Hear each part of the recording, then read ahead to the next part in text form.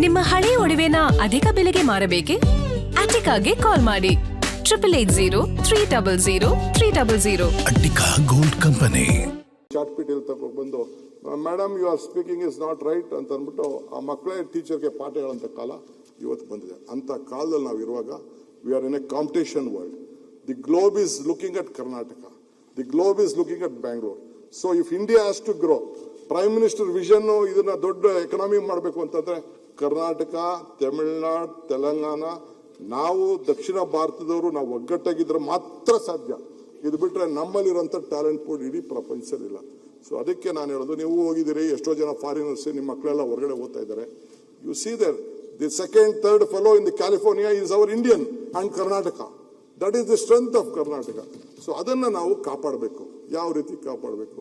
ಈಗ ನಾನು ಟೂರಿಸಂ ಬಗ್ಗೆ ಮಾತಾಡ್ತಾ ಇದ್ದೀನಿ. Next cabinet I want to take it to Mangaluru. ಆ 340 ಕಿಲೋಮೀಟರ್ ಏನಿದೆ, ಮಂಗಳೂರವರು ಎಷ್ಟು, ಇವರು ಕೇರಳವ್ರು ಯಾವ ರೀತಿ ಉಪಯೋಗಿಸ್ಕೊಂಡಿದ್ದಾರೆ, ಅದೇ ಇವ್ರು ಗೋವಾ ಯಾವ ರೀತಿ. ನಾವು ಗೋವಾಗೂ ಹೋಗೋದು ನಮಗೂ ಏನು ಕಡಿಮೆ ಇದೆ. ಈ ವೈದ್ಯ ಸಾಹೇಬ್ರು ಕಾನ್ಸ್ಟಿಟ್ಯೂನ್ಸಿಲಿ ನೀರು ಸೇಮ್ ಗೋವಾ, 10 ಕಿಲೋಮೀಟರ್ ಬಿಟ್ಟರೆ ಗೋವಾ. ಅವ್ರ ಕಾರವಾರಿಂದ 12 ಕಿಲೋಮೀಟರ್ ಗೋವಾ.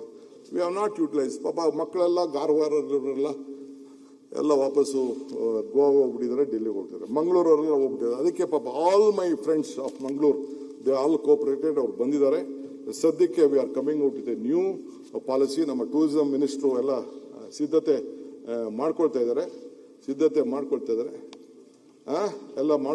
ಸದ್ಯಕ್ಕೆ ನಾವು ಟೂರಿಸಂ ಪಾಲಿಸಿನೂ ನಾವು ತೆಗೆದುಕೊಂಡು ಬರ್ತೇವೆ. ಸೊ ಹಂಗೆ ಅನೇಕ ವಿಚಾರಗಳಿದೆ, ನನಗೆ ಆಲೋಚನೆಗಳಿದೆ. ರೈತರ ಬಗ್ಗೆ ಚಿಂತೆ ಮಾಡ್ತಾ ಇದ್ದೀನಿ, ನೀರಾವರಿ ಬಗ್ಗೆ ಚಿಂತೆ ಮಾಡ್ತಾ ಇದ್ದೀನಿ. ಎಲ್ಲದಕ್ಕೂ ಕೂಡ ಬೇಕಾದಷ್ಟು ಆಲೋಚನೆಗಳು, ಹೊಸ ಆಲೋಚನೆಗಳು ಬರ್ತದೆ. But it is A continued government. ಸಿದ್ದರಾಮಯ್ಯನವರು ಏನು ದಾರಿಲಿ ನಾವಿಬ್ರು ಹೆಜ್ಜೆ ಹಾಕೊಂಡು ಮಾಡಿದ್ವಿ. ಬಟ್ ಯಡಿಯೂರಪ್ಪನವ್ರು ಏನು ಆಲೋಚನೆ ಮಾಡಿದ್ದು ಅದನ್ನು ನಾವು ಬಿಡುದಿಲ್ಲ. ಬೊಮ್ಮಾಯಿನವರು ಏನು ಚಿಂತೆ ಮಾಡಿದ್ದಾರೆ ಅದು ನಾವು ಬಿಡುದಿಲ್ಲ. ಕುಮಾರಸ್ವಾಮಿ ಅವರು ಏನು ಆಲೋಚನೆ ಇದೆ ಅದು ನಾವು ಬಿಡುದಿಲ್ಲ. ದಟ್ ಇಸ್ ವೈ ಬಿಡದಿ ಪಾಪ ಅವ್ರು ಹಾಕಿದ್ರಲ್ಲ ಫೌಂಡೇಶನ್, ನಮ್ಮ ದೇವೇಗೌಡರು ಹಾಕಿದ್ರಲ್ಲ NICE. We will not leave it, we will continued it. ಏನೋ ತಪ್ಪಾಗಿದೆ, ಲೆಟ್ ಅಸ್ ರೆಕ್ಟಿಫೈಡ್. ಸೊ ಹಂಗೆ ನಾವು ಈ ಸಂದರ್ಭ ನೋಡಿ, ನಮ್ಮ ಸುನೀಲ್ ಅಣ್ಣ ನಗ್ತಾನೆ. ನಗ್ಬೇಡಪ್ಪ ನೀನು ಭಯ ಆಗ್ತದೆ. ನಿಮ್ಮ ಆಲೋಚನೆಗಳೆಲ್ಲ ನೋಡಿ ಖುಷಿಯಾಗಿ ಇದನ್ನ ಯಾವ್ದನ್ನು ಮಾಡಕ್ಕೆ ನಿಮ್ ಪಾರ್ಟಿಯವ್ರು ಬಿಡಲ್ಲ ನಿಮ್ಮನ್ನ. ನಿಮಗೆ ಇದು ಅರ್ಥ ಆಗ್ತಾ ಇಲ್ಲ. ಇಷ್ಟೆಲ್ಲ ಅರ್ಥ ಮಾಡ್ಕೊಂಡಿರೋ ಅದೊಂದು ಯಾಕೆ ಅರ್ಥ ಆಗ್ತಿಲ್ಲ ನಿಮಗೆ? ಹಂಗಾಗಿ ಇದು ಆಗಲ್ಲ. ನಿಮಗೆ ಮಂತ್ರಿಮಂಡಲ ಮಾಡ್ಲಿಕ್ಕೆ ನಿಮ್ ಹೈಕಮಾಂಡ್ ನಿಮಗೆ ಬಿಡ್ಲಿಲ್ಲ. ನಿಮ್ ಚಾಯ್ಸ್ ಎಲ್ಲಿದೆ ಹೈಕಮಾಂಡ್? ನಿಮ್ ಮಂತ್ರಿಮಂಡಲದಲ್ಲಿ ನಿಮ್ ಚಾಯ್ಸ್ ಯಾವ್ದು ಹೇಳಿ ನೋಡಿ. ಹೈಕಮಾಂಡ್ ಯಾವ್ದನ್ನು ನಿಮ್ಗೆ ಕೇಳೇ ಇಲ್ಲ. ಒಟ್ಟಿ ಅವರೇ ಕಳಿಸಿರೋದು, ನಿಮ್ಗೆ ಯಾವ್ದು ಚಾಯ್ಸ್ ಇಲ್ಲ. ಇದನ್ನೆಲ್ಲ ಮಾಡಕ್ ನಿಮ್ಗೆ ಬಿಡ್ತಾರ? ಮಾನ್ಯ ಮುಖ್ಯಮಂತ್ರಿಗಳ ಚಾಯ್ಸ್ ಹೋಗುತ್ತೆ ಅಷ್ಟೇ, ಇನ್ಯಾವುದು ಆಗಲ್ಲ. ಗೊತ್ತಿದೆ ನಮಗೆ. ಆಯ್ತಪ್ಪ,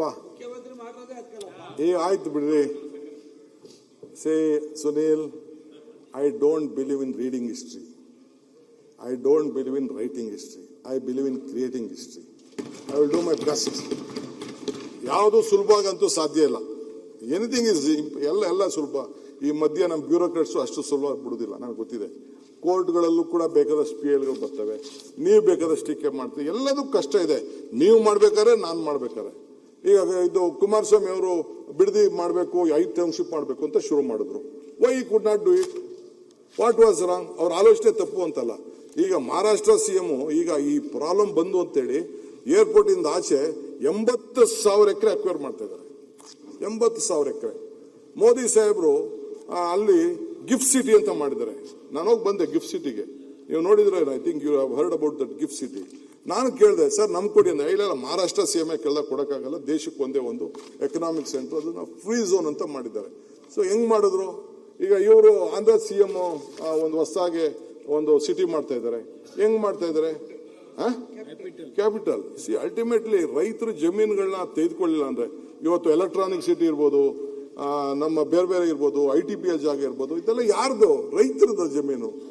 ಈಗ ಪೆರಿಫೆರಲ್ ರಿಂಗ್ ರೋಡ್ ಅವತ್ತಿನ ಕಾಲದಲ್ಲಿ ಮಾಡಿದ್ರಲ್ಲ, ಬಿಸ್ನೆಸ್ ಕಾರ್ಡ್ ಅಂತ ಈಗ ಏನ್ ಮಾಡಿದ್ರಲ್ಲ, ಅದು that is a big vision. I am not telling no. ಎಲ್ಲ ಮಾಡಿದಂತ ಸಂದರ್ಭ ದೇವೇಗೌಡರು ಆಗ ಫ್ಲೈಓವರ್ ಮಾಡಿಸಿದ್ರು. ಏನ್ ತಪ್ಪು ಅಂತ ಹೇಳಕ್ಕಾಗ್ತದೆ? ಇವತ್ತು ನಾವು 106 ಎಕರೆ ಮಾಡಿದ್ದೀವಿ. ಅವತ್ತು ಅನಂತಕುಮಾರ್, SM ಕೃಷ್ಣ ಇಬ್ರು ಸೇರಿ ಬೆಂಗಳೂರಿಗೆ ಮೆಟ್ರೋ ತಂದ್ರು. It is their contribution. ಈಗ ನೈಸ್ ಅಷ್ಟೇ, ದೇವೇಗೌಡರು ಅವ್ರು ಸೈನ್ ಮಾಡಿದ್ರು.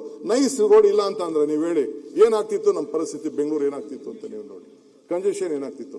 ಸೊ ಅದ್ ಬಿಡಿ, ಅವ್ರು ಯಾರು ಲೋಪದೋಷ ಇದ್ದಾರೆ, ವಿಲ್ ಟೇಕ್ ಆಕ್ಷನ್. ಅದಕ್ಕೆ ಏನ್ ಬೇಕೋ ಮಾಡೋಣ, ಅದ್ರ ಡಿಫ್ರೆಂಟ್. ಆಮೇಲೆ ಸಪರೇಟ್ ಚರ್ಚೆ ಮಾಡೋಣ.